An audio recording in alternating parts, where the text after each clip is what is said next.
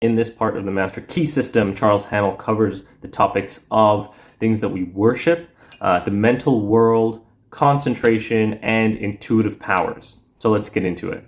So there are many different things that people worship in terms of religion, in terms of anything. There are different gods, so many different things under the sun that people worship and that we put our attention onto.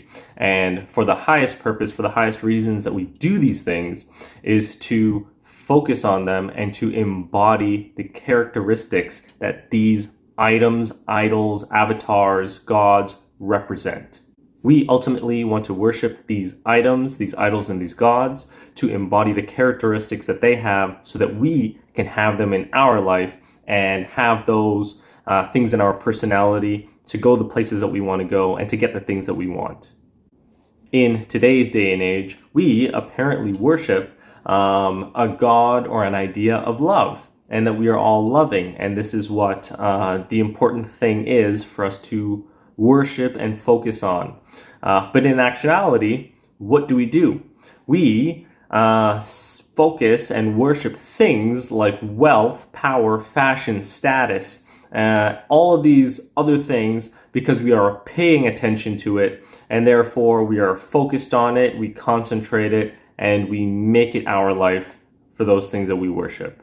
The reason why we are getting into the topic of concentration is because that we live in a mental world. The mental world rules everything. Everything is derived from our mind. Everything is created first in our mind. Anything that existed in somebody's mind first before the physical attribute was there.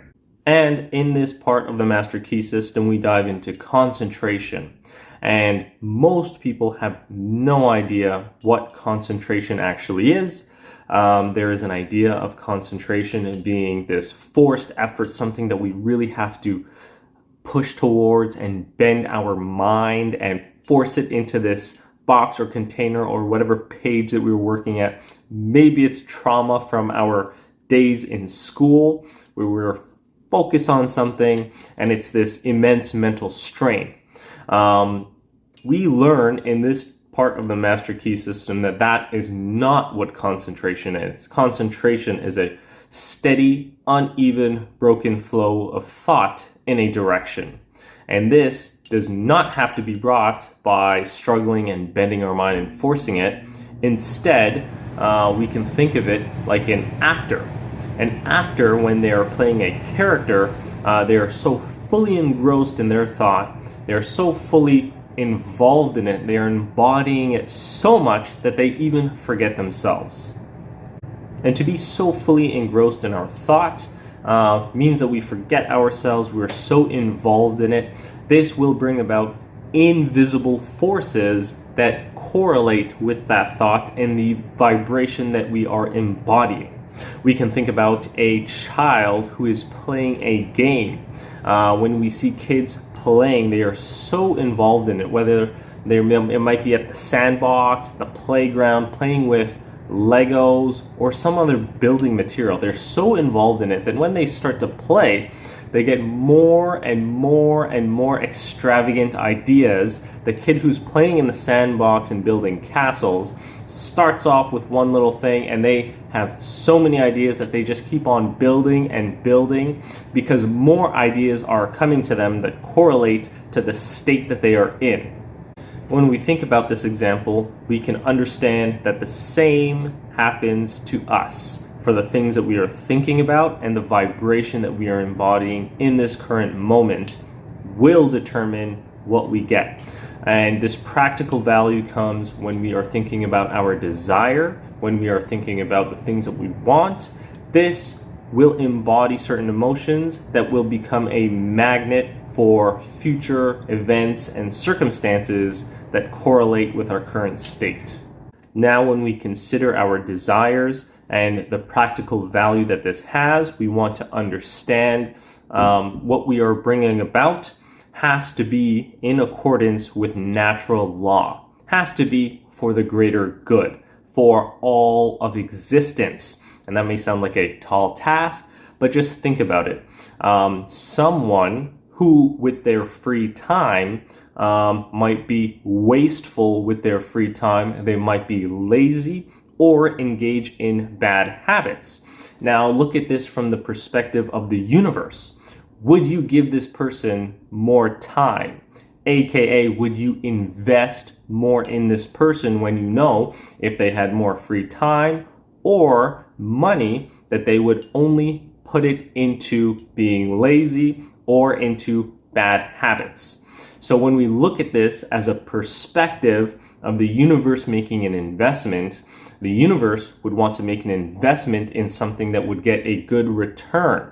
Someone who has good habits and who is making the most out of their time as it is will graciously receive more from the universe, because the universe knows that it's getting a good return for itself when they invest time, money, energy, effort by way of circumstances and experience to this person, because they know they can count on them to give back.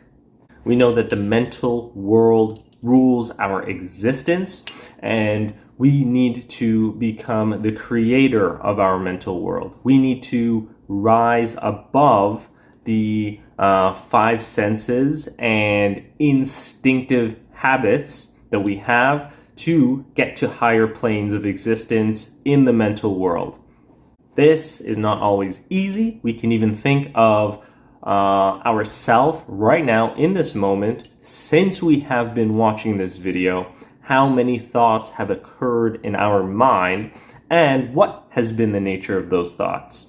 Usually they are undirected and they are scattered all over the place, let alone within our own body. They are reaching out to different places of the world. They are transcending time, and they are in the past and in the future, and they're all over the place.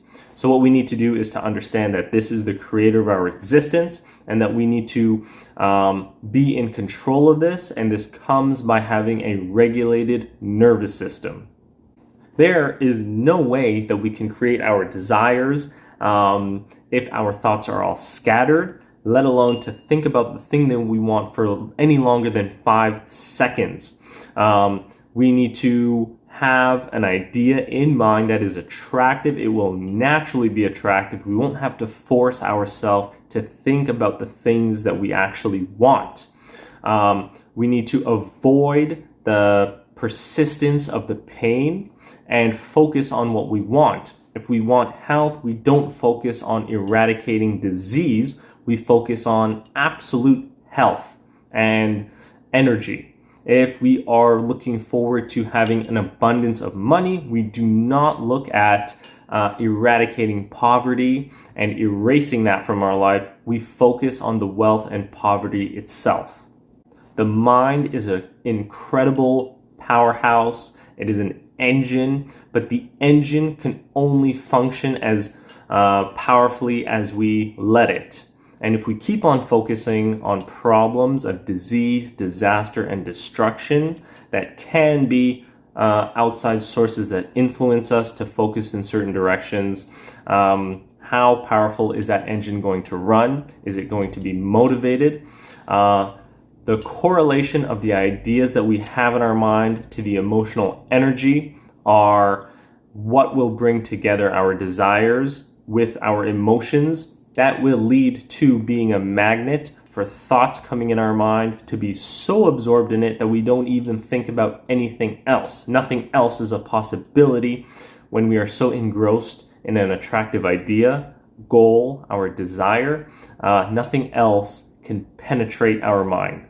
And just like how our body becomes what we eat gets absorbed and it becomes our body, the same thing with our thoughts and our mind. What we absorb mentally becomes what we create.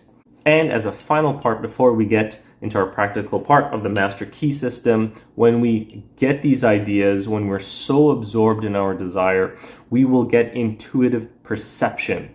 And intuitive perception gives us knowledge, what to do, without having to read all of the books, without having to have all of the knowledge, or referencing any past experiences intuitive perception is straightforward and on the spot. We'll have a hunch or a feeling of what to do, what to say, what to think in any given moment of time. And this intuitive power will be strengthened the more that we listen to it and the more that we accept it. When we bring it in with open arms and we say, thank you, intuition, for guiding me in this situation, we will get more intuitive perception. And that is the key to generating a greater, a stronger intuition in our life. So we are at the practical step of the Master Key System. And in this part, we have been talking all about concentration. So I wonder what we are going to do. We are going to concentrate. We are going to concentrate for our practical step, as we have been doing for the whole session of the Master Key System, and making this a daily habit, setting aside time. We are not going to have tension. We are not going to have any pressure or anxiety when we concentrate. We are going to make this easy. We're going to focus and concentrate on our desire. And we're going to do this until we become so engrossed in it that we cannot think of anything else. And like we talked about during this part of the Master Key System, we are going to concentrate on the ideal. So thank you for staying with me until the end of this part of the Master Key System. Take care until next time.